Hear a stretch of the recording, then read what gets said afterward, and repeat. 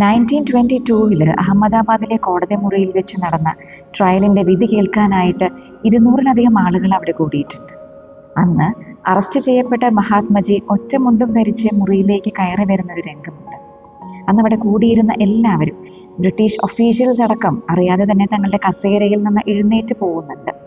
അതിന്റെ കാരണം മനുഷ്യനെ ഡിഫൈൻ ചെയ്യുന്നത് മറ്റെന്തൊക്കെയോ ആണെന്ന് അദ്ദേഹം ജീവിച്ചു കാണിച്ചു തന്നിട്ടുണ്ട്. ചെറിയ ക്ലാസ്സിൽ പഠിച്ചിട്ടുള്ളൊരു ക്വസ്റ്റ്യൻ ആൻസർ ഉണ്ട്. What are the 2 main Gandhian principles? Non violence and truth എന്നൊക്കെ കാണാതെ പഠിച്ചിട്ടുണ്ടെങ്കിലും അന്ന് അതിൻ്റെ മീനിങ്ങിലേക്കൊന്നും പോയിട്ടില്ല.